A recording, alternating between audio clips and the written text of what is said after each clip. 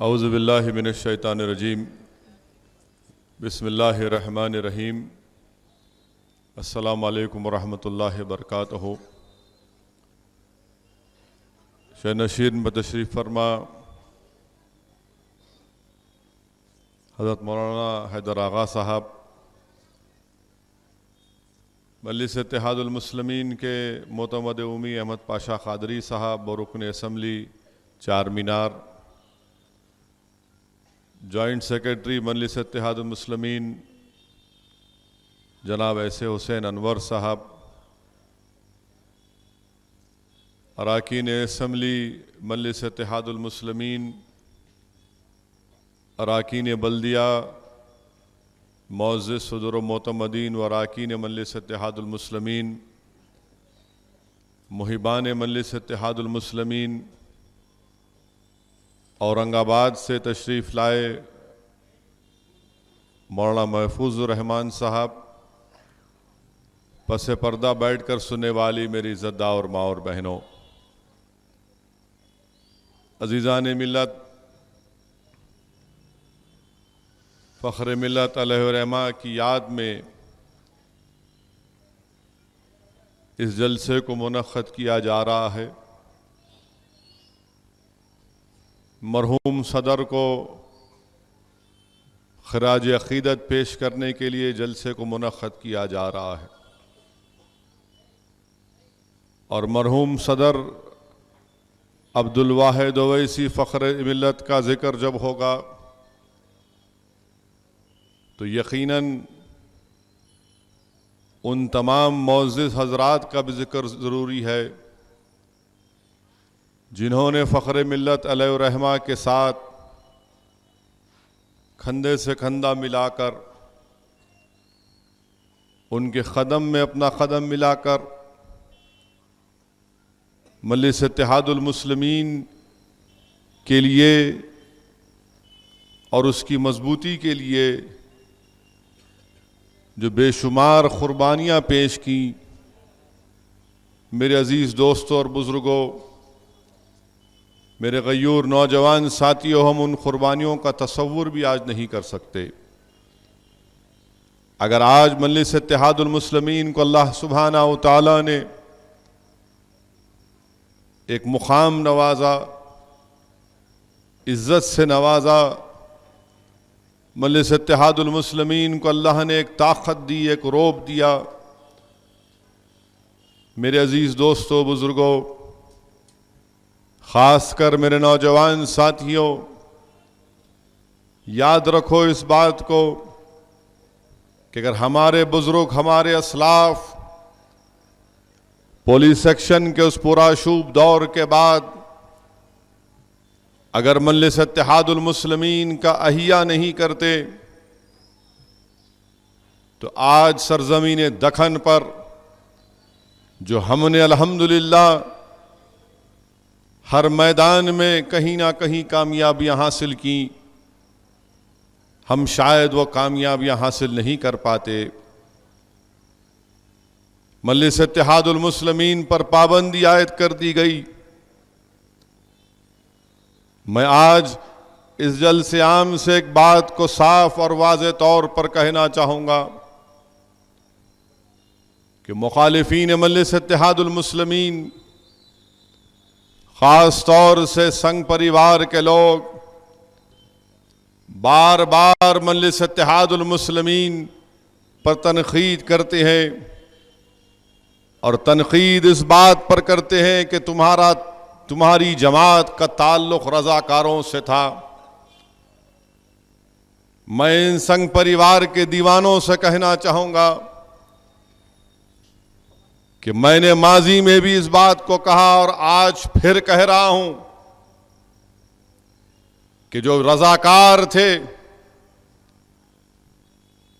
वो पाकिस्तान जा चुके, जो रज़ाकार नहीं थे वो हिंदुस्तान में रहे, और जब हम हिंदुस्तान में रहे तो हमको हिंदुस्तान के दस्तूर पर अटूट यकीन था।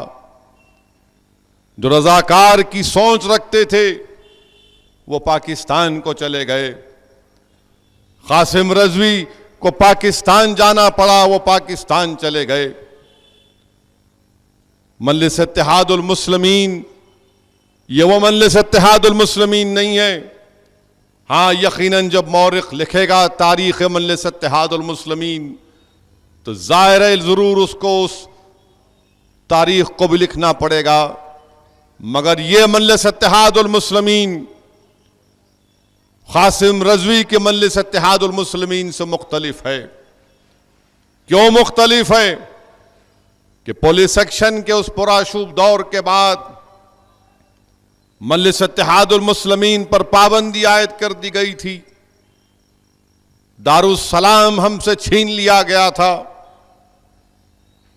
कई उस वक्त के जिम्मेदारों को जेल में डाल दिया गया। क़ासिम रज़वी साहब को एमनेस्टी दी गई कि आपको पाकिस्तान जाना पड़ेगा, तुम आपको जेल से छोड़ देंगे। कई साल भोपाल की जेल में उनको रहना पड़ा। क़ासिम रज़वी ने हुकूमत हिंद की इस एमनेस्टी को कबूल किया। उनको चंद दिन की मोहलत दी गई। उन्होंने आकर सबसे कहा कि मजलिस इत्तेहादुल मुस्लिमीन की जिम्मेदारी को उठा लो। सब ने कहा हम नहीं उठाएंगे। और जैसा कि इस कमसिन और काबिल बच्चे ने अपनी तकरीर में कहा कि अब्दुल वाहिद ओवैसी ने इस जिम्मेदारी को कबूल किया और फ़ख्र मिल्लत अलैहिर्रहमान ने पहला काम क्या किया? उन्होंने कहा कि मैं इस जमात का दस्तूर बदलूंगा। सोचिए, किसी सियासी पार्टी का जब दस्तूर बदला जाता है तो उस जमात की शक्ल बदल जाती है, उस जमात की सोच बदल जाती है, उस जमात की जद्दोजहद बदल जाती है।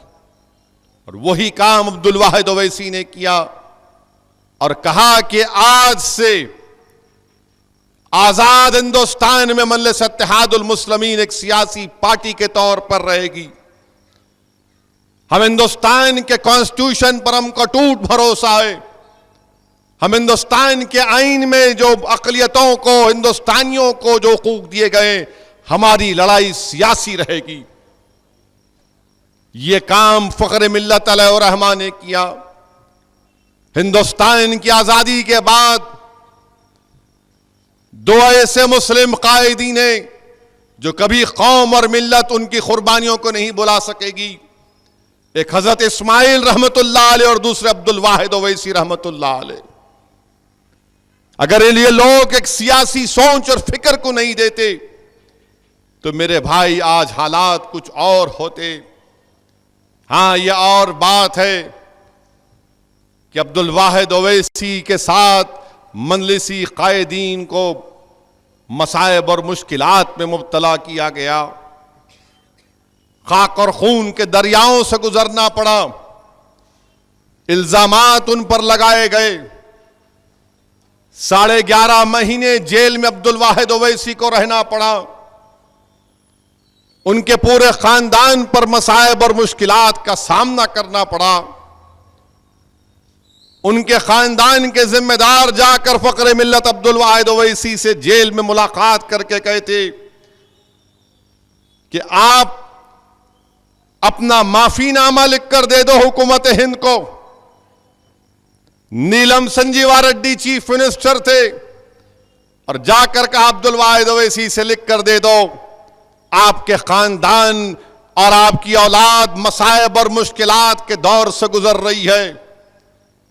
अब्दुल वाहिद ओवैसी ने जेल में बैठकर कहा कि तुम नादान हो, तुम दीन इस्लाम की तारीख से नावाकिफ हो।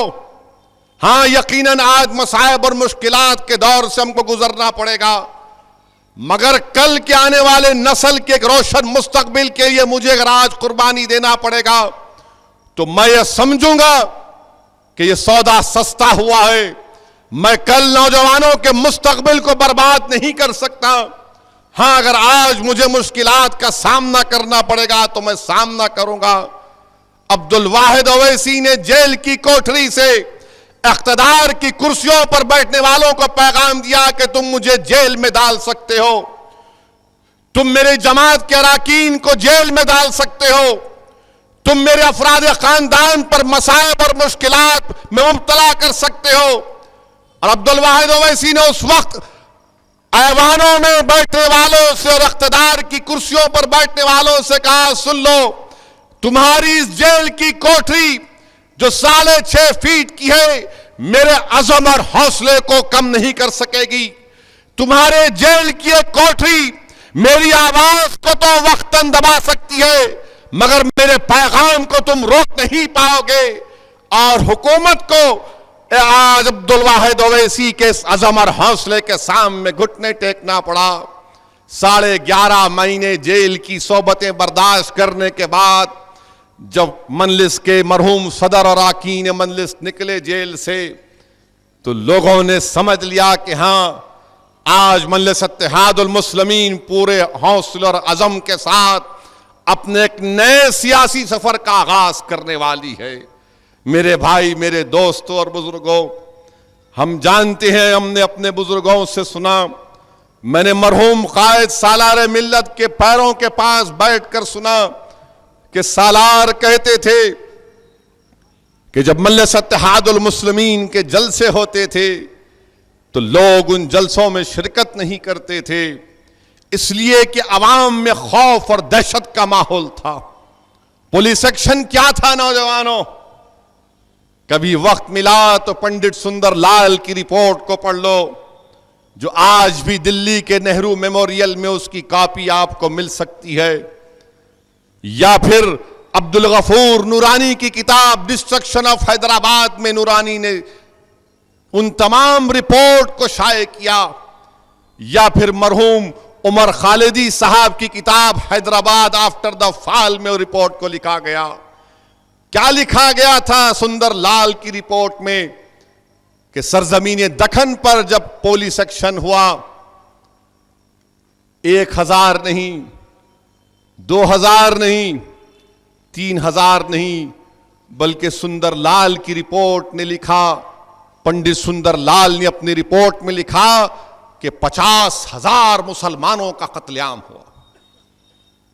हम गुजरात के 4-5 हजार के इस फसाद में मारे जाने को आज तक याद रखेंगे और सुबह क़यामत तक याद रखेंगे। हिंदुस्तान की आजादी के बाद पुलिस एक्शन हुआ और सुंदर लाल की रिपोर्ट यह कहती है कि 50,000 लोगों का कत्लेआम हुआ। सोचो थोड़ी देर के लिए, अगर इस मोहल्ले में किसी बीमारी की वजह से या किसी हार्ट अटैक की वजह से एक ही दिन में 10-15 लोग फौत हो जाते हैं तो पूरा मोहल्ला गम में मुब्तला हो जाता है, पूरा मोहल्ला गम में मुब्तला हो जाता है। मगर उस वक्त 50,000 लोग मारे गए, सुंदर लाल की रिपोर्ट है। बताओ संघ परिवार के लोगों, तुम रजाकारों के जुल्म की बात करते हो, मैं तुमको पंडित सुंदर लाल की रिपोर्ट की बात करता। क्या तुम तैयार हो इस पर बहस करने के लिए? मेरे अजीज दोस्तों और बुजुर्गों, उस वक्त में मजलिस इत्तेहादुल मुस्लिमीन का अहिया हुआ। यह नई मजलिस इत्तेहादुल मुस्लिमीन है जिसने हिंदुस्तान के दस्तूर को सामने रखकर अपनी सियासी सफर का आगाज किया। अगर उस वक्त मजलिस इत्तेहादुल मुस्लिमीन का अहिया नहीं होता तो आज आप देखते हैं कि उत्तर प्रदेश और बिहार में जो हालात हैं वहां पर, खुदा ना खास्ता वो हालात यहां पर भी पैदा हो सकते थे।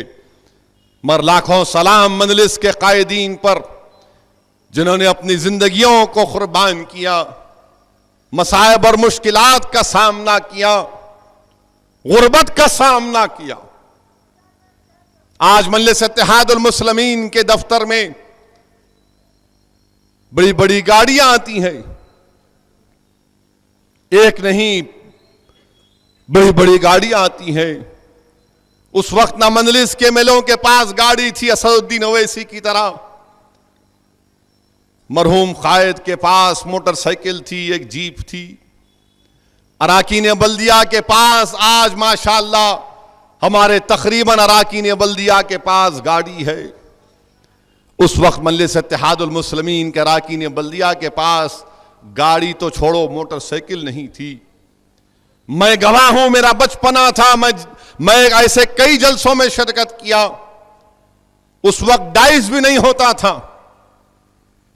एक छोटा सा यही मुकाम है, मैं जानता हूं, इसी जगह पर एक जलसा हुआ था। डाइस नहीं होता था, दो लंबे तख्त बिछा दिए जाते, उस पर शतरंजियां सामने डाल दी जाती, और उसके बाद मरहूम मोतमद साहब गुलाम गौस खां साहब की तकरीर होती, रहमत हुसैन जैदी साहब मरहूम की तकरीर होती, इस्माइल जबी साहब मरहूम की तकरीर होती। मैं आज भी शेख मोहम्मद अख्तर मरहूम के तकारीर के अल्फाज को नहीं भूल सकता। बेहतरीन मुकर्रर शेख मोहम्मद अख्तर। और फिर उसके बाद सालारे मिल्लत आते। मेरे भाई, ये हमने आज जो मुकाम हासिल किया, नौजवानों, ये हमने कोई पार्क में चलकर या फिर मुस्कुराकर हमने मुकाम हासिल नहीं किया। अगर हमको इस जमात को और आगे लेकर जाना है, हमारे बुजुर्गों के उस ख्वाब को पूरा करना है, तो कुर्बानियां देनी पड़ेगी, जद्दोजहद करना पड़ेगा, मसाइब और मुश्किलात का सामना करना पड़ेगा, इल्जामात की बौछार का सामना करना पड़ेगा, साजिशों का सामना करना पड़ेगा, मुनाफिकीन का सामना करना पड़ेगा, जो लोग कौम और मिल्लत के दुश्मन हैं उनसे मुकाबला करना पड़ेगा। नौजवानों, अगर आज तुम्हारे दिलों में हौसला और अज़म है, और अगर तुम इस जमात को और ऊंचाइयों पर लेकर जाना चाहते हो, अगर तुम में यह हिम्मत और हौसला है, तो आगे बढ़ो, इस जमात को लेकर आगे बढ़ो। इस जमात के पैगाम को हमको हिंदुस्तान के कोने कोने तक पहुंचाना। मजलिस इत्तेहादुल मुस्लिमीन का जब आगाज हुआ, उस वक्त भी लोग फख्र मिल्लत अलैहिर्रहमा पर इल्जाम लगाते थे कि पुलिस सेक्शन में इतने लोग मारे गए और अब्दुल वाहिद ओवैसी सियासी पार्टी बना रहे हैं। बड़ी बड़ी तंजीमें मुसलमानों की नाम नहीं लूंगा, आज हमारे अच्छे ताल्लुकात हैं उनसे। उनकी उस वक्त की सोच थी कि नहीं, ये गलत हो रहा है। बड़े बड़े कायदीन पंडित नेहरू के साथ जो थे, वो कह रहे थे कि मजलिस इत्तेहादुल मुस्लिमीन का ही गलत है। इल्जामात का सामना करना पड़ा कि फिर से मुसलमानों को कटाने की बात कर रहे हैं। तो अब्दुल वाहिद ओवैसी ने कहा कि नहीं, मैं कटाने की बात नहीं कर रहा हूं, मैं हक लेने की बात कर रहा हूं, मैं इंसाफ की बात कर रहा हूं। और आज जब मजलिस इत्तेहादुल मुस्लिमीन बिहार में इलेक्शन लड़ी, उत्तर प्रदेश में इलेक्शन लड़े, कर्नाटक के मुख्तलिफ मुकामात पर जाकर इलेक्शन में हिस्सा लिया, महाराष्ट्र में जाकर इलेक्शन लड़ा और कामयाबी अल्हम्दुलिल्लाह हासिल की, तो हर जगह से यही इल्जाम लगाए जाते। मैं जब जाता इन मुकामात को, तो वहां पर लोग कहते कि सर, असदुद्दीन ओवैसी, मुखालिफीन ये इल्जाम लगा रहे हैं कि आप तोड़ने को आए हैं, आप फसाद करवाने को आए हैं, आप कटाने को आए हैं। दो तीन मुकामात पर मैं मुस्कुरा दिया, तो सवाल करने वाले ने कहा, असदुद्दीन ओवैसी तुम हंस रहे हो। मैंने कहा, मैं हंस नहीं रहा हूं, बल्कि मुझे अपनी जमात की तारीख याद आ रही है जो आज दोहराई जा रही है। जो पुलिस एक्शन के बाद हमारे बुजुर्गों ने सियासी सफर का आगाज किया था, तो वही मसाइब, वही तकालीफ, वही इल्जामात का उनको सामना करना पड़ा। और उन्होंने कहा कि फिर ये क्या तुम कहना चाहते हो। मैंने कहा कि अगर आज मैं यहां से वापस चला जाऊंगा, तो आने वाली नस्ल मुझे माफ नहीं करेगी और कहेगी कि असदुद्दीन, तूने अब्दुल वाहिद ओवैसी का नाम निशान मिटा दिया। मैं आगे बढ़ना चाहता हूं। मैंने कहा, ये इल्जामात की परवाह मैं नहीं करूंगा। अगर आज नहीं समझे तो कल समझेंगे इस जमात के पैगाम को। मुझे समझने की जरूरत नहीं है, मजलिस के पैगाम को समझने की जरूरत है। मेरे जैसे 56 लोग आकर चले जाएंगे, जमीन की गिजा बन जाएंगे, मगर मजलिस के पैगाम को समझने की जरूरत है। मजलिस का पैगाम क्या है, जो मरहूम कायद सालार मिल्लत ने एक नहीं हजारों मरतबा अपनी तकारीर में जिक्र किया कि एक मरकज सियासी से वाबस्ता हो जाइए। मजलिस इत्तेहादुल मुस्लिमीन ने क्या कहा कि जमहूरियत हमको इस बात की इजाजत देती है कि हम अपने हक को मनवाएं। और यही बातें जब हमने उत्तर प्रदेश और बिहार में की तो इल्जामात लगा दिए गए कि मजलिस ने ऐसा किया। बिहार गए तो नीतीश कुमार ने कहा कि हैदराबाद से एक शख्स आया है, वोट काटने को आया है। मैंने कोचा दामन में, सीमांचल में, किशनगंज में एक तकरीर में कहा कि कोचा दामन की अवाम, तुम मेरे अल्फाज को याद रखना कि कामयाबी देना तो अल्लाह का काम है, मगर कोशिश करना मेरे हाथ में है। मैंने कोचा दामन में खड़े होकर अपनी तकरीर में कहा था कि किशनगंज और कोचा दामन के अवाम, मेरे अल्फाज को याद रखना कि यही नीतीश कुमार जो आज मजलिस पर तनकीद कर रहा है, तुम देखना कि एक दिन ये जाकर मोदी के गोद में बैठ जाएगा। उस वक्त लोगों ने कहा कि तुम क्या कह रहे हो? मैंने कहा तुम देख लेना, मेरे इस अल्फाज को याद रखना कि मैं कोचा दामन में बैठे कर तुम्हारे दरमियान में कह रहा हूं कि नीतीश जाएगा एक दिन बीजेपी के पास, क्योंकि वही लोग हैं जो हमेशा कहते हैं सेकुलरिज्म सेकुलरिज्म सेकुलरिज्म की बका। क्या क्या कहा था नीतीश कुमार ने, क्या क्या कहा था लालू यादव ने? सबको फिक्र थी ये क्यों आया हैदराबाद से। दोनों कहते थे कि ये बाहरी है, ये बिहारी नहीं है। जब मैं इनसे कहता था कि अरे मेरे हैदराबाद में बिहारी भी है, उत्तर प्रदेश का भी है, हिंदुस्तान के हर हिस्से का है, बंगाली भी है, तो मैं कहां से बाहरी हो गया? तो नीतीश कुमार बोलते थे ये बाहरी है। मैंने कहा एक दिन तू भागेगा, तू जाकर बीजेपी के गोद में बैठ जाएगा। और अल्लाह ने दिखा दिया, अल्लाह ने दिखा दिया कि 2 साल के कम अरसे में नीतीश कुमार जाकर मोदी के गोद में बैठ गए। ये वही नीतीश कुमार जो मजलिस की मुखालिफत में कहते थे कि मैं मिट जाऊंगा मगर बीजेपी का साथ नहीं दूंगा। नीतीश कुमार कहते थे कि इस मुल्क को फैशिज्म से बचाना है, इस मुल्क को बीजेपी और आरएसएस से मुक्त करना है। बड़ी बड़ी बातें करने वाले आज सेकुलरिज्म की दुहाई देकर मुस्लिम अक़लियत से वोट हासिल करने वाले, कहां गया तुम्हारे बड़े बड़े बुलंद बांग दावे? कह दिया कि नहीं, सेकुलरिज्म नहीं, करप्शन बड़ा इशू है। मेरे भाई, यही तो मसला है। पिछले 70 साल से इसी तरह हमको ठगा गया। हमेशा हिंदुस्तान के मुसलमानों से कहा गया कि हम तुम्हारी जान को बचाने वाले हैं, हम तुम्हारे मसीहा हैं, तुम्हारे घर की हिफाजत हम करेंगे, तुम्हारी मस्जिद की हिफाजत हम करेंगे, तुम्हारी औलाद के मुस्तकबिल को रोशन हम बनाएंगे, तुम्हारी मां और बहनों की इज्जतों की हिफाजत हम करेंगे। तुम हमको वोट दो, वरना याद रखो नहीं दोगे तो ये हो जाएगा, फुला हो जाएगा। अरे 70 साल गुजर गए, 70 साल गुजर गए। बताओ हमने क्या हासिल किया, क्या नुकसान किया हमको दिया गया? फसादात हमको दिए गए, चाहे भागलपुर का फसाद हो, मलियाना का हो, हाशिमपुरे का हो। बाबरी मस्जिद की शहादत दी गई, एनकाउंटर में हमको मारा गया, मगर सेकुलरिज्म सेकुलरिज्म। मेरे भाई, आज सेकुलरिज्म का मतलब यह हरगिज नहीं है कि आप अपनी पार्टी के उम्मीदवारों को कामयाब ना करें। अगर बिहार में अख्तरुल ईमान और 1-2 एमएलए कामयाब हो जाते तो खुदा की कसम सीमांचल की पसमानदगी भी दूर होती और बिहार के मुसलमानों को एक आवाज मिल जाती, एक ताकत मिल जाती। मगर सब ने ही कहा नहीं, ओवैसी की पार्टी मजलिस को वोट मत दो, ये वोट काटने आया है। बताओ किसने वोट काटा? इल्जामात मुझ पर लगाए गए, मुझे इल्जामात की फिक्र नहीं है, क्योंकि अल्लाह सच्चाई को जानता है, जब अल्लाह दिलों के हाल को जानता है।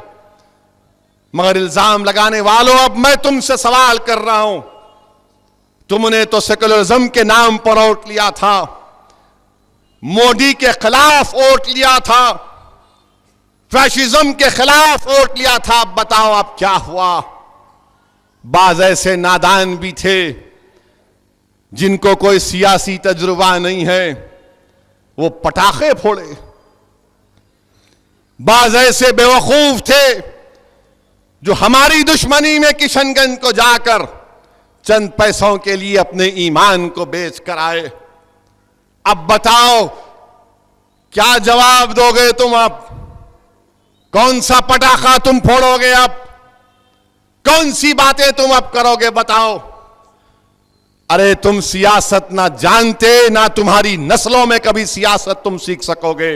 सियासत सीखना है तो मंजिल से वाबस्ता रहो, तुमको सियासत समझ में आएगी। मैं हर वक्त कहता रहा हूं कि सेकुलरिज्म का बहाना है, मगर असली इनका मकसद क्या है कि इख्तिदार को हासिल किया जाए।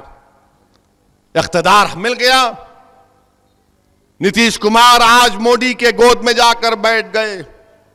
लालू प्रसाद यादव उनको नए नए नाम रोज देते हैं, मगर लालू प्रसाद यादव, क्या आपको नहीं मालूम था कि ये उल्टी मास्टर है, ये कुलाठी मास्टर है? आपको नहीं मालूम था?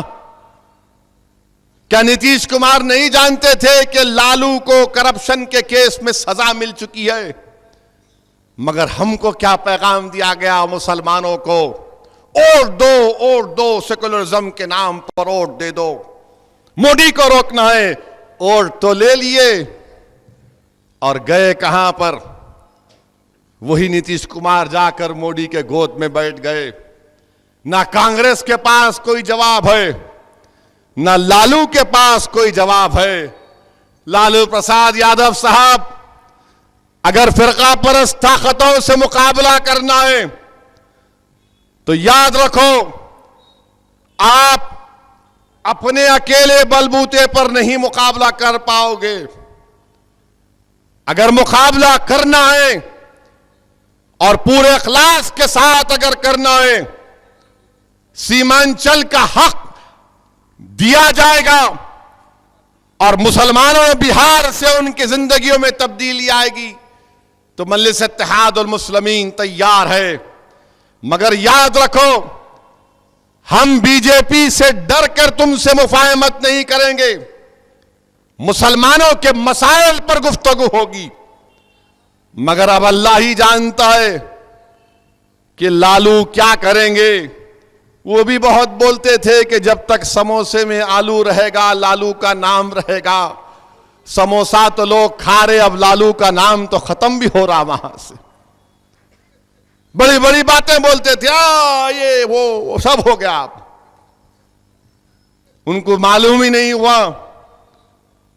ये समझ रहे थे कि नीतीशवा राजी हो गया, मगर नीतीशवा तो मोदीवा के पास चला गया। वो अलग बांसुरी बजा रहे थे और 1 घंटे पहले उनको मालूम हुआ तो सर पकड़कर बैठ गए। मैं बड़ा भाई, छोटा भाई, मेरे भाई, ना बड़ा भाई ना छोटा भाई, बराबरी पर बात होगी तो सब सही होगा। मगर सेकुलरिज्म के नाम पर जितना ठगा गया मुसलमानों को, शायद ही किसी ने ठगा होगा। हर आदमी आकर कहता सेकुलरिज्म। उत्तर प्रदेश को हम गए, ने मजलिस क्यों आई यहां पर? अरे 400 सीट हैं असेंबली की, उसमें से हम कितने लड़े? 25 लड़े। क्यों लड़े? 25 लड़े। अच्छा भाई 25 ठीक है, आप क्या करें 375 पर? तो मालूम हुआ मायावती के 10, उनके कुछ 25-30, कांग्रेस के 10। मगर मजलिस क्यों आई? मेरे भाई यही तो चीज है कि मजलिस के पैगाम को ये लोग समझ गए, हम नहीं समझे। ये जानते हैं कि अगर मजलिस के नुमाइंदे कामयाब होना शुरू हो जाएंगे तो सबसे पहले मुसलमानों का जो एजेंडा है वो बदलेगा। ये लोग क्या समझते हैं कि मुसलमानों का एजेंडा इफ्तार की दावत है, मुसलमानों का एजेंडा है ख्वाजा अजमेरी के और उसमें फूल की चादर को बिजाना, खुश हो जाएगा। मुसलमानों का एजेंडा है मुशायरा कर दो, मुसलमानों का एजेंडा हो जाएगा। नहीं मेरे भाई, हमारा एजेंडा तालीम है, हमारा एजेंडा नौजवानों की हिफाजत करना है। हमारा एजेंडा हमको सियासत में हमारा हिस्सा मिलना है। और जब तक हिंदुस्तान में मुसलमानों की एक आजाद आवाज नहीं होगी, इंडिपेंडेंट पॉलिटिकल वॉइस नहीं होगी, याद रखो हमारे मसाइल कभी हल नहीं होंगे। लोग जिस दिन आप अपने एमएलए को कामयाब करना शुरू करेंगे, जब मजलिस के 5-6 एमएलए उत्तर प्रदेश में इंशाअल्लाह कामयाब होंगे, जब बिहार में कामयाब होंगे, तो लोग देखेंगे कि हां यह मुसलमानों का एजेंडा सही है। वरना इनके पास क्या एजेंडा है? वोट तो लेते हमारे नाम पर, मगर फायदा समाजवादी ने सिर्फ उनकी जात का किया। उत्तर प्रदेश के हर पुलिस स्टेशन में एक एसआई को यादव तबके का था। कहां गया मुसलमानों से रिजर्वेशन का वादा? बिहार में कहा था कि ऐसा कर देंगे, उर्दू टीचरों को नौकरी देंगे, नीतीश ने कहा था। जब ये पूरे उर्दू टीचर नीतीश कुमार के पास गए और जाकर कहा कि हाँ आपने वादा किया था, हमारे को नौकरियां दी जाएंगी, उर्दू टीचर के पोस्ट को बहाल किया जाएगा, तो नीतीश कुमार के वजीर ने कहा कि काय का वादा? क्या हमने बीजेपी को नहीं हराया? अब जाओ, जाके घर में बैठ जाओ, बस बीजेपी को हमने हरा दिया, तुम्हारी नौकरियों के लिए कुछ नहीं। यही इनका कहना। मेरे भाई, इंशाअल्लाह ताला हम बीजेपी को हराते आए और बीजेपी को हराएंगे, मगर हमारे मसाइल पर, हमारे इश्यूज पर, सियासी नुमाइंदगी पर कैसे कॉम्प्रोमाइज किया जा सकता है? और वो काम यही हो रहा है हमारे मुल्क में। मजलिस पर इल्जाम लगाने वालों, ये बताओ, बिहार, गुजरात में राज्यसभा का इलेक्शन, 3 सीट गुजरात में राज्यसभा के, जिसमें कांग्रेस के अहमद पटेल भी शामिल हैं। शरद पवार की पार्टी के एमएलए बीजेपी को वोट दे दिए, और महाराष्ट्र में बोलते मजलिस वोट काट रही, मजलिस वोट काट रही। अब आप अचानक कैसा मोदी के भक्त हो गए? क्यों आपने वोट दिया बीजेपी को? मेरे भाई, अहमद पटेल कांग्रेस के बहुत बड़े लीडर, एक राज्यसभा की सीट है ये, पार्लियामेंट का इलेक्शन नहीं है कि 16 लाख की आबादी में लोग निकलकर वोट डालेंगे। कांग्रेस को सिर्फ 45 एमएलए की जरूरत है। 55 में से उनके 10 भाग गए। 45 को लेकर वोट डालना कांग्रेस के लिए मुश्किल हो रहा, एक मुसलमान होने की वजह से जिताना मुश्किल हो रहा, और लोग मजलिस पर इल्जाम लगाते। जिनके पास 45 एमएलए हैं, उसमें से 2-3 शायद किसी और बीजेपी को वोट दे दिए। ये लोग आकर मुझे सेकुलरिज्म का दर्ज देते। मैं कहता हूं, मुझसे मुकाबला मत करो, मेरी जबान बहुत खराब है, तुम मेरे दलाइल का जवाब नहीं दे पाओगे। एक राज्यसभा की सीट के लिए पूरी बीजेपी अपनी ताकत लगा दी। इससे पैगाम हासिल करना है, हिंदुस्तान के मुसलमानों को पैगाम हासिल करना, हिंदुस्तान के हमारे जो हिंदू भाई जो सेकुलर हैं उनको पैगाम हासिल दे करना कि देखिए किस तरह से मुल्क में माहौल को पैदा किया जा रहा है। और याद रखो, ये मेरी जिम्मेदारी नहीं है, सबकी जिम्मेदारी है। इस बोझ को जब सब मिलकर उठाएंगे तभी जाकर हम बीजेपी को शिकस्त देंगे। मगर होता क्या कि नहीं, मुसलमान के कंधों पर लाकर डाल दो, बस आपकी जिम्मेदारी है। अरे मेरे भाई, 70 साल से तो मैं तुम्हारा बोझ उठा रहा हूं, मेरी नस्लें बर्बाद हो गई, मेरे नौजवानों का मुस्तकबिल खराब हो गया, जेलों में सड़ गए। मगर आज सेकुलरिज्म का बोझ अगर उठाना है, इस मुल्क से अगर फिरका परस्ती का खात्मा करना है, तो बगैर तमाम लोग इस बोझ को उठाएंगे तो सही होगा। मैं कोई सेकुलरिज्म का कूली नहीं हूं, और मैं सेकुलरिज्म के नाम पर मिटने वाला, मरने वाला नहीं हूं। सेकुलरिज्म की जब बात होगी तो ये सबकी उसकी जिम्मेदारी उठाना पड़ेगा। ये नहीं कि सिर्फ कांग्रेस बोल दी, लालू बोल दिए, हम खुश हो गए। मेरे भाई, आज अगर सेकुलरिज्म के को मजबूत करना है तो तमाम सियासी पार्टियों को इस पर गौर करना पड़ेगा कि कैसे बीजेपी के बढ़ते हुए कदमों को रोका जाए। सदर जमहूरिया का इलेक्शन हुआ, मजलिस पर इल्जाम लगाने वाले पापियों, किसको वोट दिया मजलिस ने? मीरा कुमारी को वोट दिया। तुम्हारे सेकुलर पार्टियां कहां जाकर गिरे? पूरे मोदी के चरणों में जाकर गिर गए, और आप हम पे इल्जाम लगाते। नायब सदर जमहूरिया का इलेक्शन हुआ, महात्मा गांधी के पोतरे ने मुझे फोन किया। मैंने कहा बिल्कुल हम सेकुलरिज्म और सेकुलर ताकतों की मजबूती के लिए काम करेंगे। उन्हें कहा ओवैसी साहब मैं आकर मिलना चाहता हूं आपसे। मैंने कहा मिलने की जरूरत नहीं है, आपने फोन पर बात करके अपने अखलाकी फर्ज को अदा किया, हम आपका साथ देंगे। उन्होंने मुझसे कहा मिस्टर ओवैसी, आपकी पार्टी वाहिद पार्टी है जो सिर्फ टेलीफोन कॉल पर तायीद का ऐलान कर रही है। सदर जमहूरिया का इलेक्शन आया तो ये कांग्रेस के ये नाबालिग लड़के जो भागते फिरते हैं, तुम्हारी अम्मा मेरे को फोन करी, अब बोलो। तुम्हारी मैडम मुझसे बात करी, अब बोलो मैं क्या हुआ? दूध का धुला हुआ या क्या हुआ? मैंने कहा मैडम जरूर सोचेंगे और फैसला करेंगे। मैडम ने कहा कभी दिल्ली आए तो मिलना। मैंने कहा मैडम इतने इल्जामात आपके लोग लगा दिए मेरे से, अब क्या मिलना? बोले नहीं नहीं। मैंने कहा हम कभी फिरका परस्त ताकतों का साथ नहीं दे सकते।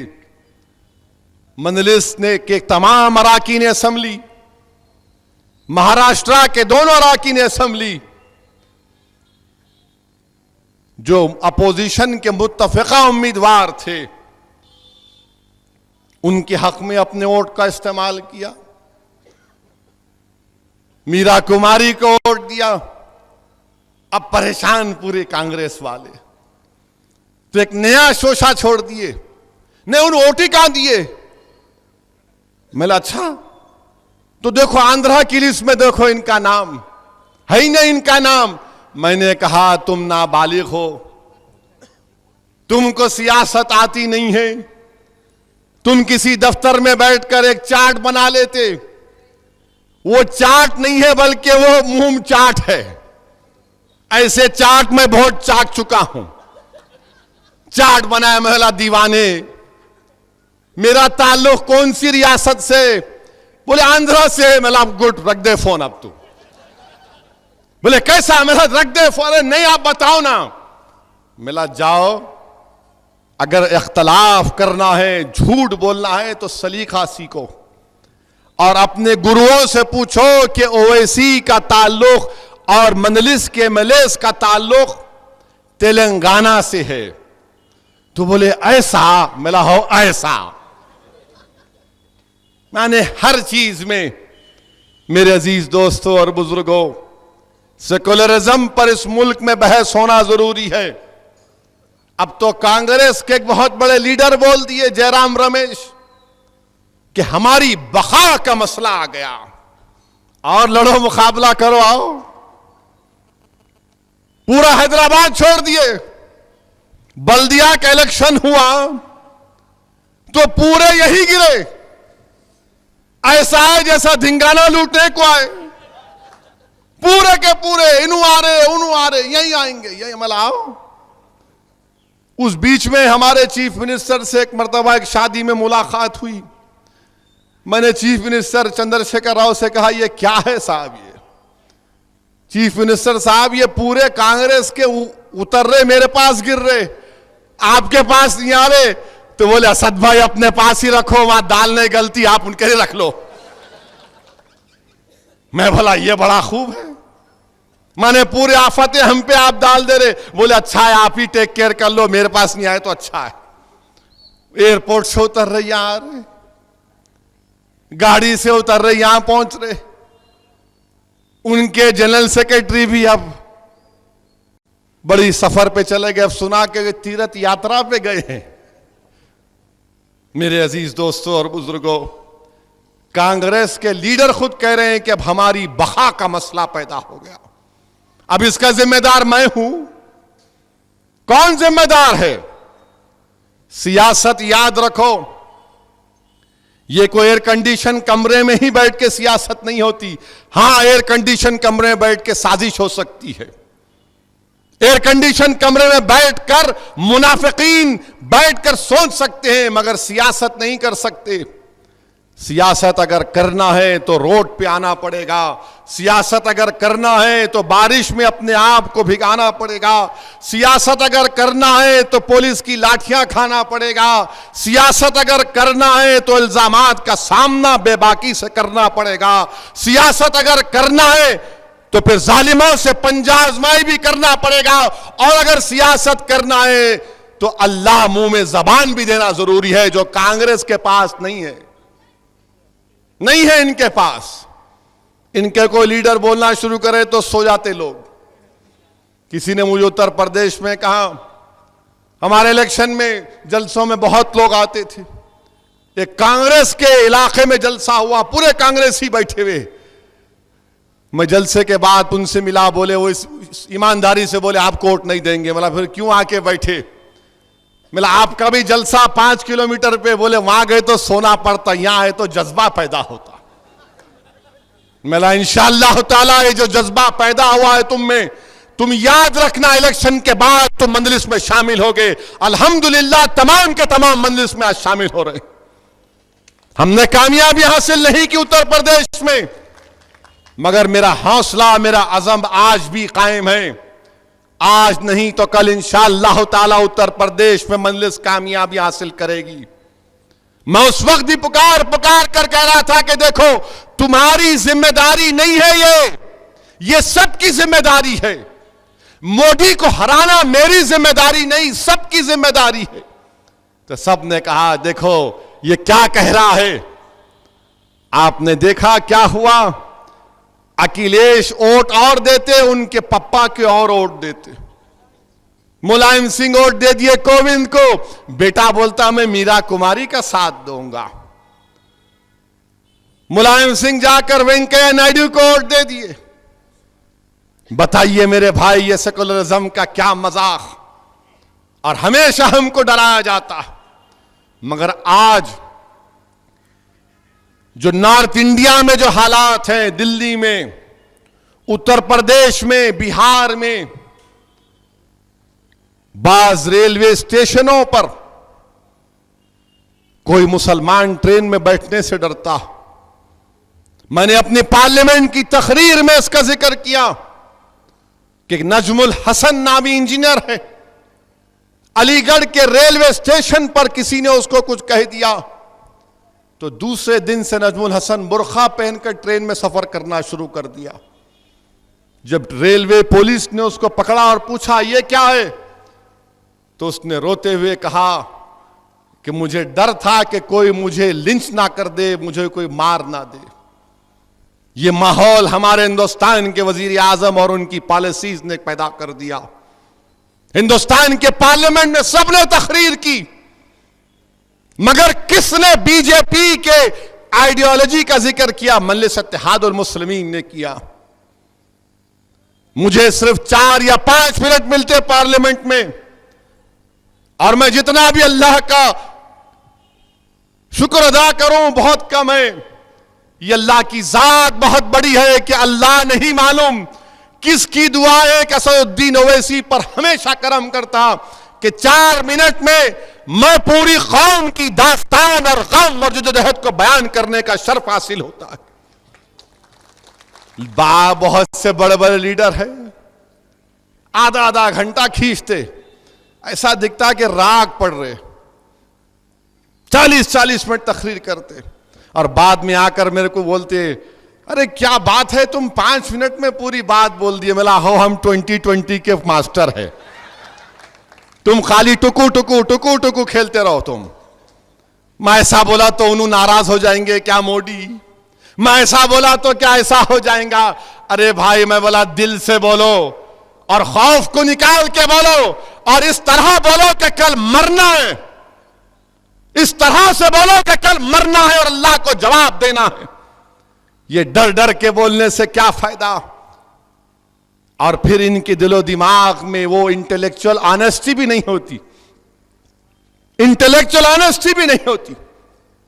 मेरे अजीज दोस्तों और बुजुर्गों, मजलिस इत्तेहादुल मुस्लिमीन के खिलाफ सब साजिश, एक आरएसएस की एक तंजीम है राष्ट्रीय मुस्लिम मंच, इंद्रेश कुमार हैदराबाद को आए तो यहां पर इफ्तार की दावत हुई तो हमारे पास जो मीर जाफर मीर सादिक है वो इंद्रेश कुमार को दूल्हा भाई बनाकर लेकर गए और इंद्रेश कुमार मेरे बारे में बहुत कुछ बोल के गया। मैं पूछना चाह रहा हूं मीर जाफर मीर सादिक से, इंद्रेश कुमार आपके क्या होते? निकालना पड़ेगा शिजरा आपका भी, अब पूछना पड़ेगा कि आपके क्या क्या कनेक्शन है। और वो इंद्रेश कुमार क्या दिए बयान कि चीन से हमको ताल्लुकात, अगर नहीं चीन को अगर जवाब देना है तो पूरे चीन के प्रोडक्ट्स को बायकॉट करो। मैंने कहा इंद्रेश कुमार तुम तो समझौता एक्सपर्ट हो, आप अपने मोदी से कह दो हिंदुस्तान और चीन में जो 4-5 बिलियन डॉलर का ट्रेड है बंद कर दो। ये आईपीएल का स्पॉन्सरशिप चीन की कंपनी कर रही है, आईपीएल देखेंगे, 2020 देखेंगे और चीन की कंपनी स्पॉन्सर कर रही। मोदी डिमोनेटाइजेशन करे, 500 की 1000 की नोट को गायब करे तो मोदी ने कहा पेटीएम करो। क्या पेटीएम में 40% चीन का पैसा नहीं है? बंद करो पेटीएम को। फिर तो इंद्रेश कुमार बोले कि गोबर में इतनी ताकत है कि अगर बम भी गिरे तो गोबर सामने रहा तो कुछ नहीं होता। मैं हाँ सही बोला उन्हें, जब बम गोबर पे गिरेगा तो ना गोबर रहता ना इंसान रहता। पुलिस वाले आके पूछे क्या बोलते इसके बारे में, मेला सुनाते टीवी पे, मेला सुनाओ। बोले आप बोल तो दो, फिर हम लोग देखते हमारे एडिटर से पूछते हैं सुनो। नहीं, इंद्रेश कुमार ने कहा कि वो गोबर से ऐसा होता, बम गिराए तो कुछ नहीं होता। मैंने कहा इंद्रेश कुमार को क्या करना चाहिए कि चीन के बॉर्डर पे भिजा दो, पूरा गोबर का एक बना दो। जब पाकिस्तान से फायरिंग हो रही ना आजकल, उसको बिठा दो वहां पे, गोली नहीं लगी तो पूरा गोबर के बंकर बना दो हिंदुस्तान में, बात खत्म। एक बहाना बकवास बनाकर रख दिए, हर चीज में गाय को ला लेते, हर चीज में गाय को ला लेते। अरे आप पियो भाई, आप पियो, कौन रोक रहा है आपको? बिल्कुल पियो, आपका अकीदा है, मेरे को एतराज नहीं है। कौन रोक रहा है आपको? जमहूरियत है। मगर आप ये बोलेंगे नहीं आप भी पीना। मिला नहीं भाई, मैं जमजम पी तो आप वो पियो। मगर नहीं, आप क्यों बोलते हैं इसके खिलाफ? क्यों नहीं बोलना? आप बोलेंगे तो हम क्या सुनते बैठना? हर चीज में गाय को ला लेते। और बीजेपी की आइडियोलॉजी क्या है? हिंदुस्तान के कॉन्स्टिट्यूशन में राइट टू लाइफ है, और राइट टू लाइफ इंसान के लिए है, जानवर के लिए नहीं है। बीजेपी संघ परिवार यह कर दिए कि जानवर को राइट टू लाइफ है, इंसान को नहीं है। कि जानवर के नाम पर किसी की भी जान ले लो, इखलाक को मार दो, पीलू खान को मार दो, गुलाम मोहम्मद को मार दो, जुनैद को मार दो, सबको मार दो, जफर को मार दो, क्योंकि इंसान को राइट टू लाइफ नहीं है, जानवर को राइट टू लाइफ है। अजीब ये मामला चल रहा है हमारे मुल्क में। हमारे वजीर आजम बोले, अहमदाबाद में तकरीर किए, क्या हो रहा है भाइयों बहनों, गांधी ने ऐसा नहीं किया। मैंने उस वक्त भी कहा, आज भी कह रहा हूं, जब तक बीजेपी इख्तिदार पर रहेगी ये गौ रक्षक अपना जुल्म करते रहेंगे और दुनिया देखेगी, इनको कोई नहीं रोकेगा, क्योंकि इनका ताल्लुक इनकी सोच से है, इनकी आइडियोलॉजी से है।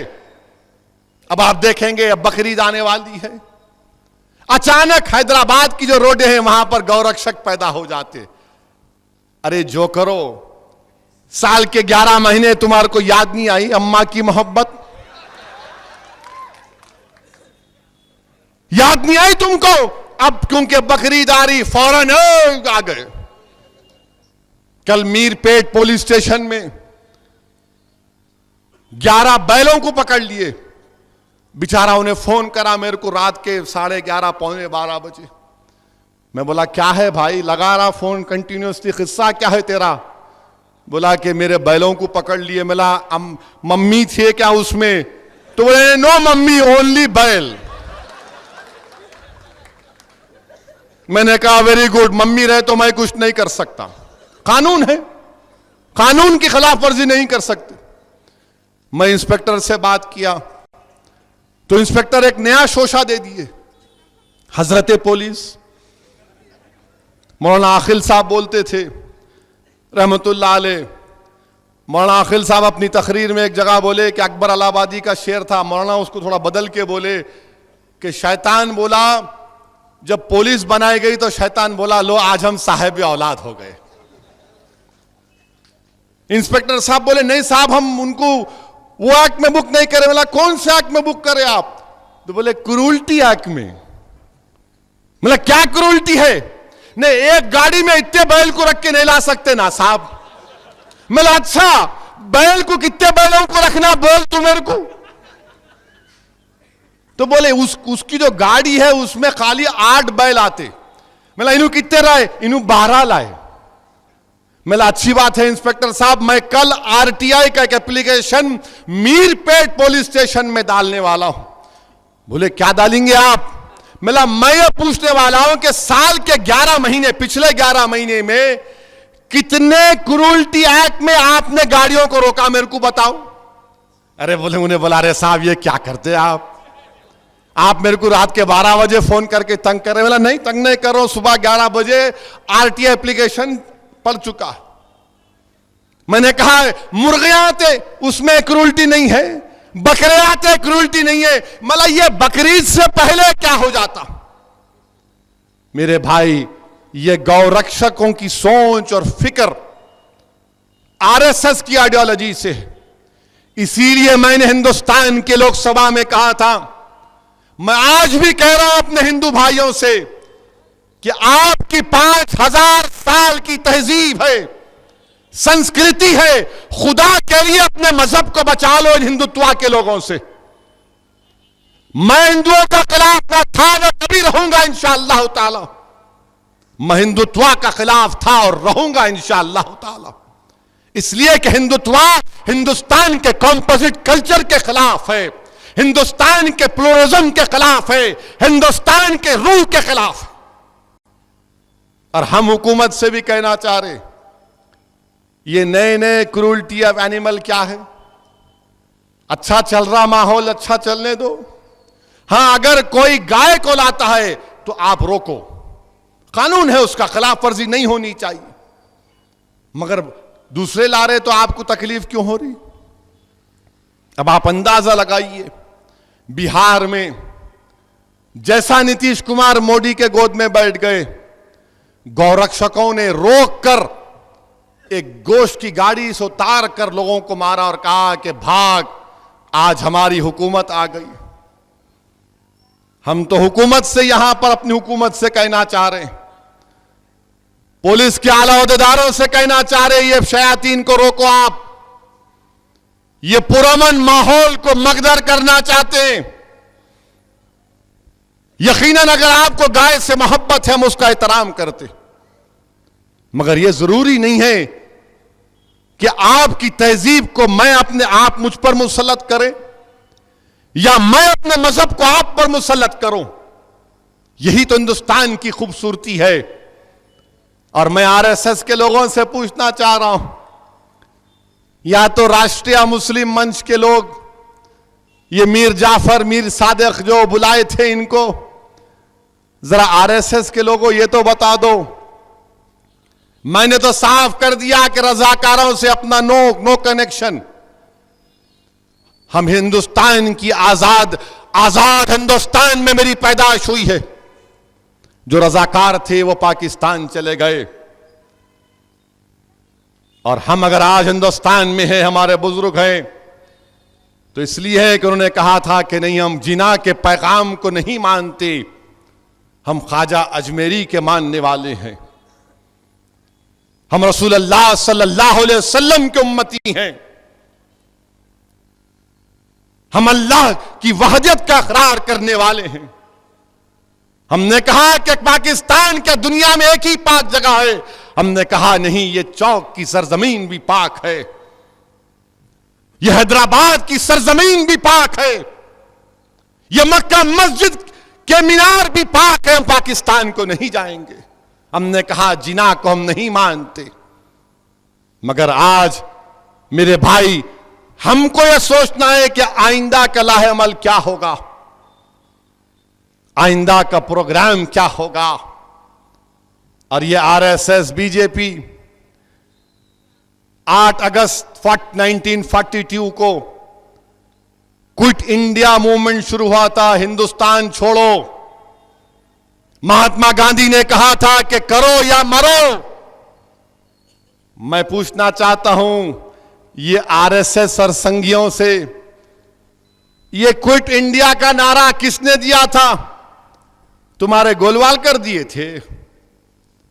किसने दिया था बताओ? जो आज मुसलमानों की वफादारियों पर शक करते हैं, सुनो, क्विट इंडिया का नारा यूसुफ मेहर ने दिया था, जो जमाने में एक बहुत बड़े कांग्रेस के सोशलिस्ट लीडर थे, सोशलिस्ट कांग्रेस के लीडर थे, बंबई के मेयर भी थे। किसने कहा था कि साइमन कमीशन गो बैक? वो बोलने वाला मुसलमान था। ये तिरंगा किसने बनाया बताओ? हमारी मां सुरैया ने बनाया। ये तिरंगा हमने बनाया। और आरएसएस क्या कहती है? गोलवालकर ने अपनी किताब में लिखा कि हिंदुस्तान का तिरंगा क्योंकि 3 रंग पर मुश्तमिल है, तो गोलवालकर ने कहा कि हिंदुत्व की सोच में ये 3 खराब चीज है। नंबर 3 खराब है। हम समझते हैं नंबर 2 खराब है, उन्होंने बोले 3 भी खराब है। कहा उन्होंने कि 3 खराब है। कब माना तिरंगे को आरएसएस और गोलवालकर ने? महात्मा गांधी के कत्ल के बाद सरदार पटेल ने कहा कि तुमको तिरंगे को मानना पड़ेगा, तो गोलवालकर ने कहा यस मानेंगे। फिर सरदार पटेल ने कहा कि तुमको हिंदुस्तान के आईन को मानना पड़ेगा, क्योंकि उस वक्त तक संघ परिवार कहती थी कि कॉन्स्टिट्यूशन को नहीं मानेंगे, मनुस्मृति को मानेंगे, मनुवाद को मानेंगे। महात्मा गांधी के कत्ल के बाद इनसे कंडीशन लगाया गया। और आज आरएसएस के लोग हम पे वफादारियों का उंगलियां उठाते हैं और बात करे कि बोलते कि तुम वकील दिए, वकील दिए, वकील दिए, हाउ दिए, कौन सा नुकसान करे, गुनाह करे? कॉन्स्टिट्यूशनल राइट है। मेरे भाई, जब महात्मा गांधी के कातिलों का मुकदमा चल रहा था, तो श्यामा प्रसाद मुखर्जी ने पैसा जमा किया था कि उन कातिलों की कानूनी इमदाद की जाए। बताओ ये झूठ है क्या? तुम ये समझ रहे हो कि मैं नहीं जानता? मैं बहुत जानता हूं, बहुत जानता हूं तुम्हारे बारे में। हम तो हुकूमत से ही कहेंगे कि इन जैसे ताकतों पर, तंजीमों पर रोक लगाई जाए, इन पर कंट्रोल किया जाए, क्योंकि ये लोग हिंदुस्तान के उस प्लुरलिज्म के कॉम्पोजिट कल्चर को खत्म करना चाहते हैं। नरेंद्र मोदी 3 मरतबा बोल दिए, कुछ असर नहीं हुआ, कुछ भी असर नहीं होने वाला। याद रखो आप मेरी बात को। मैं मायूस नहीं कर रहा हूं, बल्कि इसलिए कह रहा हूं कि अपने हिम्मत और हौसले को बुलंद रखो। आज हमने देखा 60-70 साल पहले जो हमारे बुजुर्गों को तकलीफ होती थी अपनी मजहबी शनाख्त का इजहार करने के लिए, आज वही दौर से हमारा भाई हिंदुस्तान के दीगर इलाकों से गुजर रहा है। हाफिज जुनैद को मार दिया गया। कौन था जुनैद? 16 साल 17 साल का हाफिज कुरान, जिसने अपनी जिंदगी की पहली तरावी की नमाज पढ़ाई और कुरान को तक मुकम्मल किया। तरावियों में तो अपनी अम्मा से कहा कि अम्मा दिल्ली जाता हूं, बल्लभगढ़ से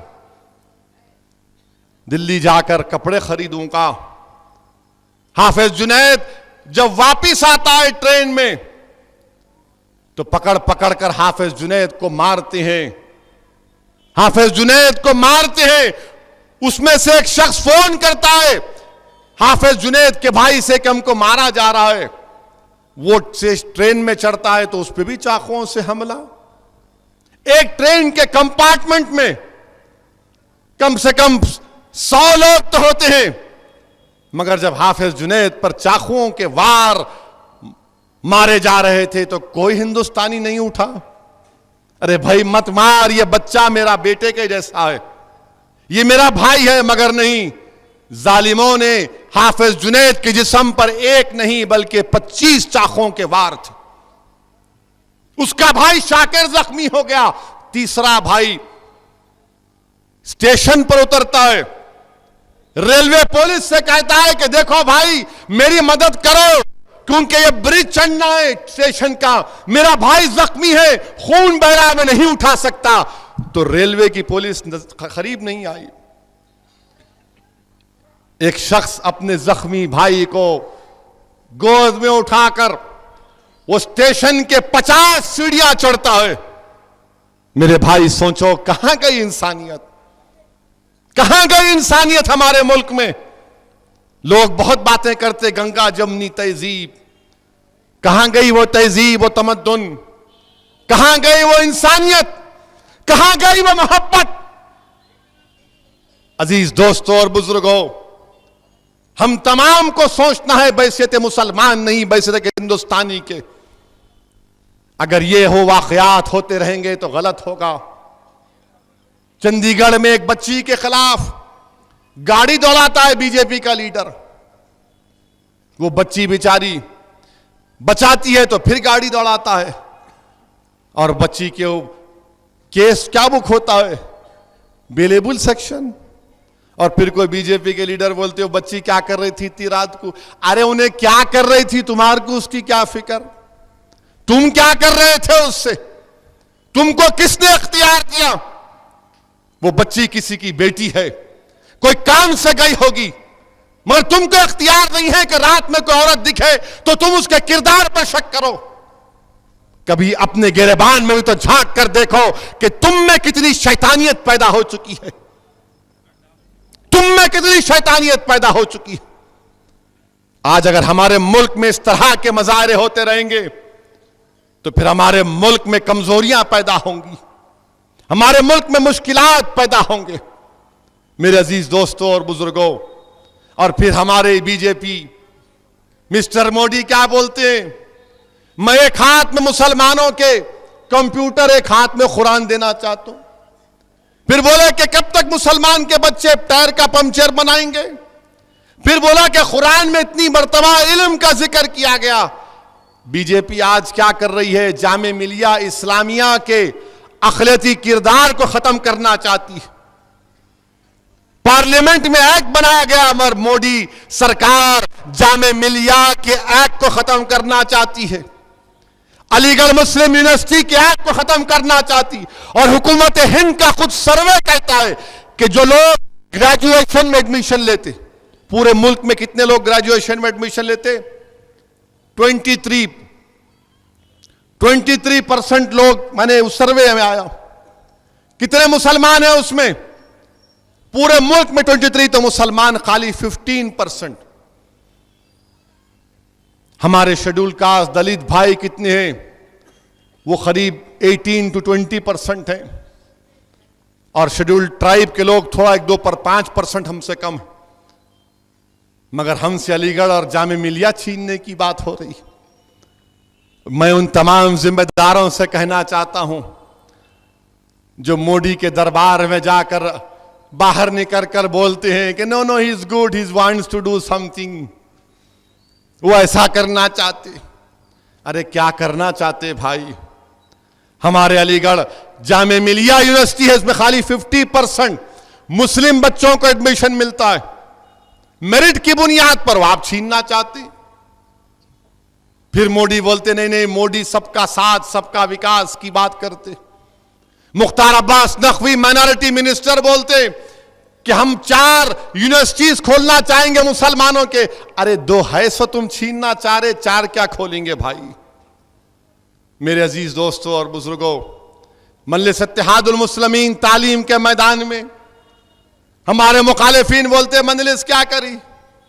अच्छा, फिर और एक हमारे मुखालिफिन बोलते अकबरुद्दीन ओवैसी पर जो लोगों ने कातिलाना हमला किया था उनका ऐसा हुआ फुला हुआ।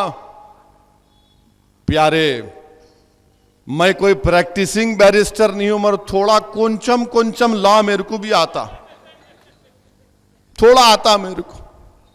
मैं ये भी जानता हूं कि बीजेपी के एक एमएलसी हैं, वो बड़े इन लोगों के करीब हैं, बड़ी मोहब्बत करे, बड़ी शफकत के मुजाहरे करे, मैं जानता हूं। तुम भी जानते हो मैं किसका जिक्र कर रहा हूं। तुम ये मत समझो कि तुम क्या कर रहे हो मुझे नहीं मालूम, मैं सब कुछ जानता हूं। और अल्हम्दुलिल्लाह अल्लाह सुब्हानहू व तआला ऐसा इंतजाम करके रखा है कि अल्लाह मुख्तलिफ जराए से हमको इत्तला पहुंचा देता। हमको मालूम है इनके बड़े बड़े दावे, 19 में ऐसा करेंगे, 19 में वो करेंगे। क्या करेंगे 19 में? आप क्या करते 19 में? आप बोलो मेरे को। ठीक है, 19 में आना है ना, तो तुम पूरे एक हो जाओ अमित शाह के साथ, पूरे एक होकर मुकाबला करो इंशाअल्लाह ताला। मैं तैयार हूं तुमसे मुकाबला करने के लिए। पूरे एक जगह जमा हो जाओ, जितने कातिल हैं, जितने रौडी शीटर हैं, जितने लोगों पर जुल्म करने वाले, पूरे जुल्म करने वाले एक जगह जमा हो जाओ। तुम यजीद के परचम तले जमा हो जाओ, मैं हुसैन का नाम लेकर तुमसे मुकाबला करने तैयार। ये आएंगे, बात करेगी 19 क्या पकौड़े की दुकान है सियासत है? 19 में करेंगे, क्या करते रे? 19 में करते, बहुत करते, देखेंगे आओ 19 में। 19 में करते, उन्होंने मोदी बोल रहे इनको नहीं देखेंगे, बीजेपी वाले बोलते, संघ परिवार बोलते इन्हें नहीं जीतना, इन्हें रोज टीवी पे आता, तकरीर करता, तंग करता इन्हें बोल बोल के। इन्हें नहीं बोला तो दूसरा बोल के और तंग करता हमारे को। इनको कोई नहीं मिला, तंग करने वाले हम ही मिले। जुल्म करने वालों को भी तकलीफ, कत्ल करने वालों को भी तकलीफ, हमारे मजहब के खिलाफ कर वो मुखालिफिन को तकलीफ। मेरे भाई इंशाअल्लाह ताला अल्लाह बड़ा है, आप तमाम का साथ होगा तो इंशाअल्लाह ताला हम इनको ज़ेर करेंगे। और मैं उम्मीद करता हूं कि आप तमाम का ताउन और दुआ हमेशा की तरह साथ होगा। साथ होगा नहीं होगा? जरा पोलिंग परसेंटेज तो बढ़ाओ ना। कुर्बानी की जरूरत नहीं है, खाली वोट डालो। 55% में अब बहुत होगा, थक गया। अरे 75% करो, 80 करो, कम से कम 55 से बढ़ो, 80 करो, 90 करो। याद रखो 19 का इलेक्शन बड़ा अहम इलेक्शन होगा। अब कांग्रेस का क्या होगा नहीं मालूम, पटाखे फोड़ते कि खुद फूट जाते नहीं मालूम। मेरे भाई, हमको अपनी आवाज को हिंदुस्तान के पार्लियामेंट तक पहुंचाना। मेरी जात की अहमियत नहीं है, मैं कल नहीं रहूंगा इस दुनिया में, याद रखो। मैं नहीं भी रहूंगा तो तुम मजलिस के लिए काम करना।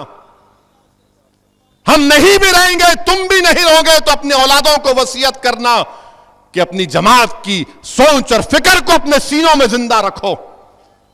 याद रखो, यह मजलिस एक अमानत है, मजलिस एक अमानत है जो हमको अपनी नस्लों में बांटना है, देना है। रखो इसको, यह अमानत है।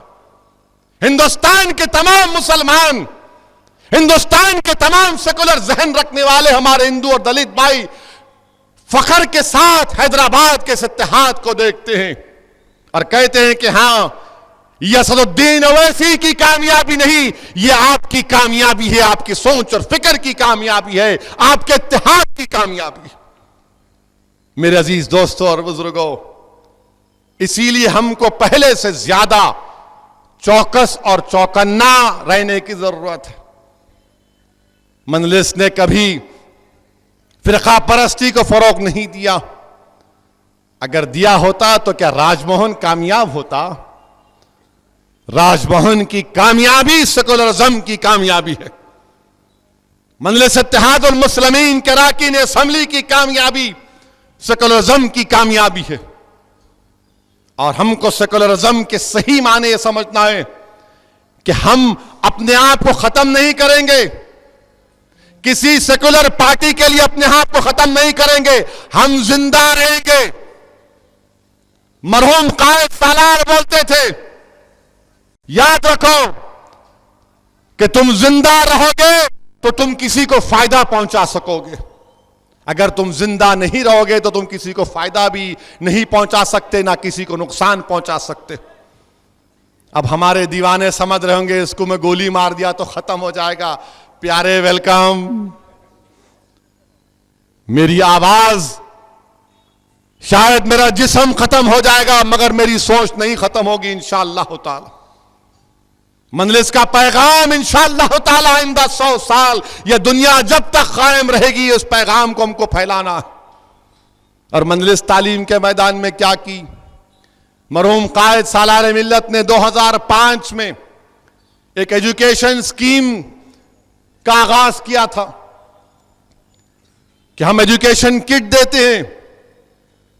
हर साल 6ठी जमात से 10वीं जमात के बच्चों को bag, long book, compass box, और 6ठी और 9वीं जमात के बच्चों को गाइड देते हैं।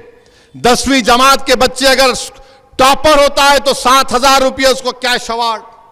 उसके बाद जो अगर ग्रेड पॉइंट एवरेज 8 और 8.9 का रहा तो 5,000, फिर 3,000 और फिर 500 रुपये का कैश इनाम। अगर किसी गवर्नमेंट के उर्दू स्कूल में 100% रिजल्ट होता है तो उस स्कूल को 5,000 रुपये का इनाम। मेरे भाई, 2005 से अब तक 4 करोड़ 40 लाख के करीब कुछ हमने उसमें अखराजात हुए। जो रहमतुल्लाह अलमीन में जो चंदा मजलिस साल में एक मर्तबा लेती है, उसका हमने ट्रस्ट बनाया और उस ट्रस्ट में पैसा जमा होता है। इस साल इंशाअल्लाह ताला 90 उर्दू मीडियम स्कूलों में यह काम किया जाएगा। 7 अरकान असेंबली है। चीफ मिनिस्टर चंद्रशेखर राव के पास जाकर हमने नुमाइंदगी की और तेलंगाना माइनॉरिटी रेजिडेंशियल स्कूल का क़याम में लाया। कितने स्कूल खोले गए? 25, जिसमें 13 बच्चियों के और 12 बच्चों के, यानी 6ठी जमात से लेकर 7वीं 8वीं तक आ चुके हैं। उसमें रहना फ्री, उनका खाना फ्री, कपड़े फ्री, और जो मुसलमान अगर बच्चे हैं तो सुबह में अरबी की तालीम भी उनको। 25 ऐसे स्कूल 7 असेंबली हल्के जात में जहां से मजलिस के मेले वहां पर चल रहे हैं। और इंशाअल्लाह ताला आइंदा साल उसमें और 20-25 में इजाफा होगा। 4,500 बच्चे और बच्चियां इन स्कूलों में पढ़ रहे हैं। यह मजलिस इत्तेहादुल मुस्लिमीन का सबसे बड़ा काम कि तालीम की तरफ रागिब करना। और संघ परिवार वाले मुखालिफिन मजलिस बोलते, अरे खाली जज्बाती तकारीर करते लोग, हेट स्पीच देते। मगर ये हमारा काम भी तो देखो। हां, हम बोलते जरूर हैं, क्योंकि दुनिया में अगर जब हम बोलेंगे तो लोग बोलेंगे कि हां, मैंने इसको वोट इसलिए दिया कि लड़े मेरे लिए, अगर हैदराबाद के गरीब चाहे हिंदू हो, दलित हो, मुसलमान हो, अगर वोट देता है मजलिस को तो उम्मीद करता है कि लड़ेगा मेरे लिए, नाइंसाफी के खिलाफ आवाज उठाएगा। यह मजलिस इत्तेहादुल मुस्लिमीन की नुमाइंदगी पर हुआ। मेरे अजीज दोस्तों और बुजुर्गों, यह काम मजलिस इत्तेहादुल मुस्लिमीन कर रही है। और फिर मैं हमारे नौजवानों से भी अपील कर रहा हूं कि खुदा के लिए अपने माशरे की बुराइयों का खात्मा करो। आज से 2 दिन पहले मेरे टेलीग्राम, माने एक ऐप है टेलीग्राम, उसके ऊपर और व्हाट्सएप के ऊपर 200 मैसेजेस आ गए। मैं सुबह में देखा किस्सा क्या है ये, तो बोले happy friendship day, happy friendship day, कोई गाना भी भिजा दिया उसमें।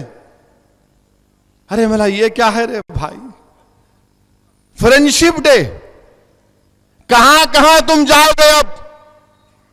फ्रेंडशिप डे हो गया, मम्मी डे हो गया, मदर्स डे हो गया, फादर्स डे हो गया, सिस्टर्स डे हो गया, वाइफ डे हो गया, बकरी डे का डे हो गया, केक डे हो गया, अंडे का डे हो गया। अरे कितने डे होंगे रे तुम लोगों के, फ्रेंडशिप डे।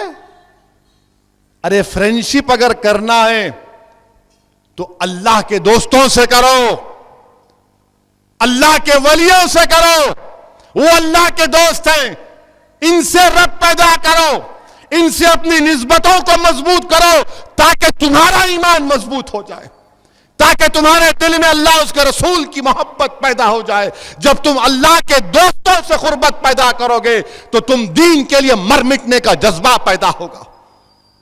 ये फ्रेंडशिप करो। नहीं, फ्रेंडशिप डे, हर चीज का फ्रेंडशिप डे, कोई फ्रेंडशिप डे, कोई मदर्स डे, कोई वैलेंटाइन डे। अरे कोई अम्मा का भी दिन होता, कोई बाबा का दिन होता। जब मरहूम कायद जिंदा थे तो मुझ में इतनी हिम्मत नहीं थी कि मैं आंख में आंख डालकर उनसे बात कर सकूं। फादर्स डे, क्या बाप तुम्हारी मोहब्बत का मोहताज है? नहीं, तुम मोहताज हो अपने बाप के। तुम्हारे बाप की मोहब्बत का एक दिन नहीं हो सकता, तुम्हारी मां से मोहब्बत का इजहार एक दिन नहीं हो सकता, किसी तुम्हारे दोस्त से दोस्ती का इजहार एक दिन का नहीं हो सकता। अरे दोस्ती करना है तो जिंदगी भर के लिए करो। उसको दोस्ती बोलते कि तुम अगर ऊपर मुकाम पर भी पहुंच जाओ तो अपने दोस्त को मत भूलो। मगर ये फ्रेंडशिप, ये सब, ये नाटक ड्रामा है, इसमें मत जाओ। अपने आप को बचाओ इन चीजों से मेरे भाई। और इंशाअल्लाह ताला ये क्लॉक टावर का काम भी होने वाला है, इंशाअल्लाह अच्छा काम होगा। डब्बों को नहीं हटाएंगे, फिक्र न करो आप। क्लॉक टावर बोले कि नहीं बोलता मेरे घड़ी का क्या होगा, मेरे आपका डब्बा रहेगा, क्लॉक टावर का काम होगा। मार्केट को भी अच्छा करेंगे, वैसी डिजाइन में इंशाअल्लाह ताला मार्केट को बनाएंगे। बहुत से लोगों को डर है, हम वहां बरसों से काम कर रहे, हमको देते कि पहले के मालिकों को देते कि। अरे जो बैठा है उसको ही देंगे इंशाअल्लाह ताला, मगर मार्केट तो बनना है ना। कैसे बुरा हाल हो चुका है, उसको अच्छा करना है, उसकी खूबसूरती जो पुराना है उसको बहाल करना है, मगर रोजगार से महरूम किसी को भी नहीं करना। इंशाअल्लाह ताला ये काम मजलिस कर रही है। स्ट्रीट लाइट्स का काम हो रहा है पुराने शहर में। अब तक 11,000 LED के लाइट लगे हैं। आइंदा 1-1.5 महीने के अंदर 1 लाख से जायद LED लाइट्स लगाए जाएंगे। मैं आपसे बार बार कह रहा हूं, आपकी कोई तकलीफ रही आप SMS करो मेरे को। ट्विटर पे हूं, ट्विटर करो, ट्वीट करो, ट्वीट करके। फेसबुक पे हूं, फसाद बुक है मगर करो, कोई प्रॉब्लम नहीं है। व्हाट्सएप है, फ्रेंडशिप डे का पैगाम मत भिजाओ, अपने मसाइल या अपनी तजावीज को भिजाओ आप। वोटर लिस्ट का काम चल रहा, चेक करो, अपना नाम है नहीं वोटर लिस्ट में। बहरहाल ये चंद अहम गुजारिशात मुझे आपके सामने रखना था। मजलिस इत्तेहादुल मुस्लिमीन की मजबूती के लिए दुआ करिए, मजलिस इत्तेहादुल मुस्लिमीन की कामयाबी के लिए दुआ करिए। और मैं आपसे वादा कर रहा हूं कि इंशाअल्लाह ताला हम बेबाक तरीके से आपकी तर्जुमानी करते आए और तर्जुमानी करते रहेंगे। वाखिर दावान अल्हम्दुलिल्लाहि रब्बिल आलमीन।